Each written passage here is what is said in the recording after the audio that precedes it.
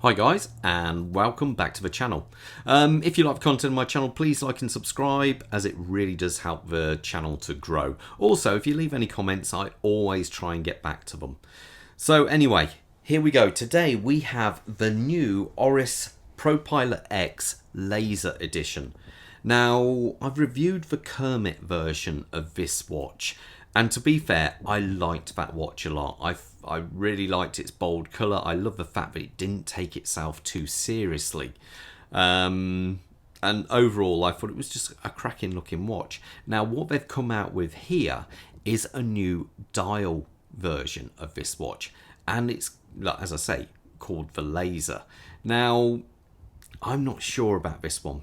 But anyway, before we get into review, I've got to say a massive thank you to Ryan and team over at Francis & Gay of Coventry for allowing me to review this watch.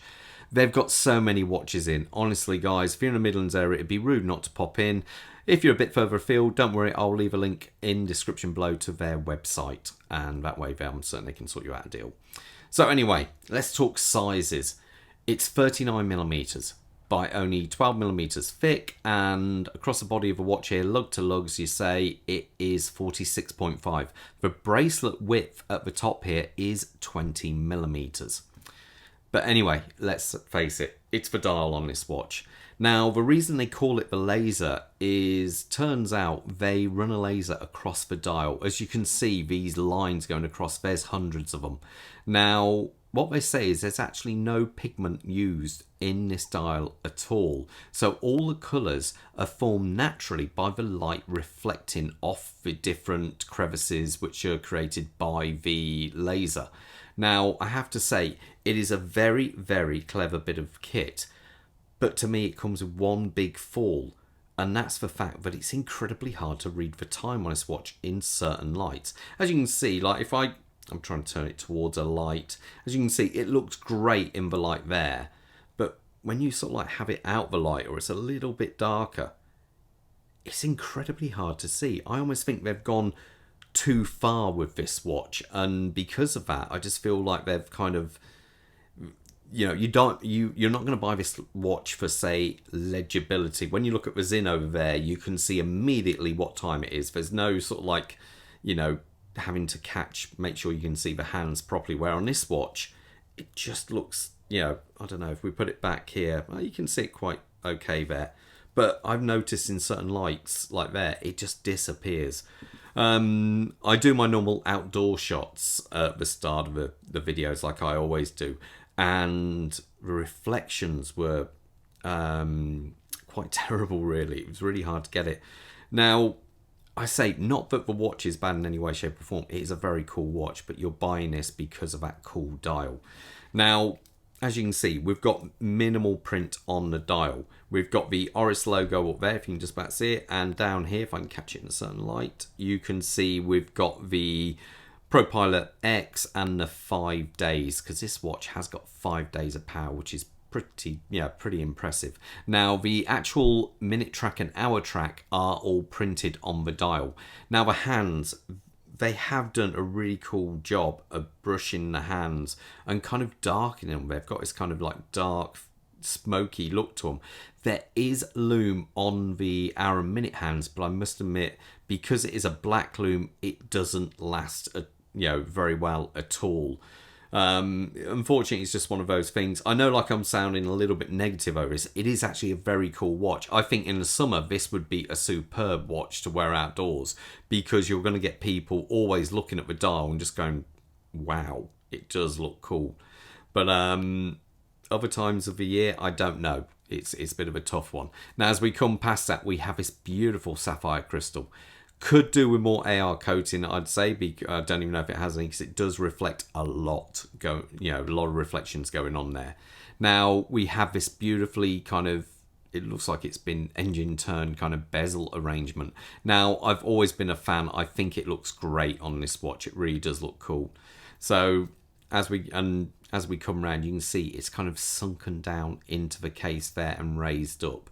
It's little touches like that which really do look good. Now, I should point out, this watch is made of titanium. It is incredibly light. It feels lovely. It really does feel nice on the wrist as well. Now, you can see we have this beautiful brushwork going along here. it's almost very stark, and I kind of like that way. It's kind of really brutal kind of edges. You know, if I had to equate this to a car, I'd be thinking of a Tesla Cybertruck. This would be the perfect match for that, I feel. It's got that kind of brutal look about it. Now, the lugs blend in nicely there. All the lines seem to match up quite, yeah, they tie in very nicely to each other. Over here, we've got the crown guards. I like the way they come off at these angles there. As you can see, we do have a signed crown with heavy, decent knurling on there. You can grab it so easily. It's really good. Now, some are going to say, oh, this, if it hasn't got a date, does it have a ghost position? Now, what is meant by that, normally when you pop the crown out from a threaded section there, that is to wind the watch. Now, I must admit, being that this watch has 120 hours of power, to actually wind this watch fully, you're going to need to turn that crown over 100 times to get it fully wound. So if you're one of these people who just think, well, I'll give it a bit of a wound at the start of the morning, and then I do a desk job and hardly move, this watch will take days to wind up. So, you know, just be aware of those kind of things. But anyway, back to the old ghost crown. So normally you'd pull it out one click more and that would adjust the date. But on this watch, it hasn't got that. As you can see, it's already stopped the second hand there. So it's gone straight into time set. So there is no ghost crown position on this watch. Now, as we come round to the back, we have the movement there. Now, I put this on the time grapher. In the position I put it in, it was running pretty good. It was like 1 or 2 seconds, I believe, so it was doing very well. In different positions, not as good, but I don't know if it's been set up for that. Without putting it on a watch testing machine, I wouldn't know in different positions, but I dare say these calibers are normally quite good for that. So anyway, I must point out it's got 21 joules and I say a whopping 120 hours of power. So that is truly impressive. So anyway, as we come past that, screw down, as you can see, screw down case back, we've got the same kind of knurling which mirrors the bezel on the front there. It's a nice little touch, I quite like it. The bracelet itself just feels so good.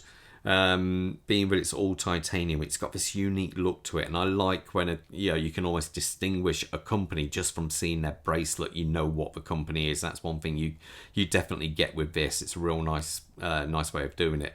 They've also got screwed in links there, and you've got that really cool clasp going on. Now, as you can see, it mimics an airplane seat buckle, and I think it's superb. Lift, pull, done. Now, you don't have any micro adjustment on this watch, so all you have is the smaller links. Actually, has it got half links on this? No, I don't think it actually does, looking at that. So oh no, there's a small link there. So yeah, so basically you're relying on the links to set this up. I've never found that to be a problem myself, but I know some people aren't keen on that. Let me put this on my wrist so you got an idea how it looks. Quick zoom out. I'm wearing a Rolex OP39 on there, the Great Red, which is quite a rare watch these days. You never see a 39mm Great Red hardly. And Bob, he's just got the fantastic Zinn U50, one of my favourite watches, and I must point out Francis & Gay actually do have some in stock if anyone wants one. And I think there might even be a discount on them at the moment, I think. Can I just do that? Let's lift this. Sorry, I've still got the stickers on here, so it's a little bit awkward because the sticker's going to get in the way. Now, one really good thing, I've got a 7¼ inch wrist, and look how much actual size you get on that bracelet. It is a lot. So, you should have no problem, even if you've got big wrists. Now, on the wrist, I think this watch is lovely. And being that it's so light, it feels really good. It feels really nice on the wrist. Now, as I say, can I get past that dial? For me, no. I do think the colour of the dial is lovely, but also, would I spend the extra 500 versus a standard model? No, I wouldn't personally, but this nonetheless is going to suit many people, and it is a cracking looking watch at the end of the day. So anyway, I'm going to leave you to it, guys, and most importantly, stay safe out there. Take care. Bye.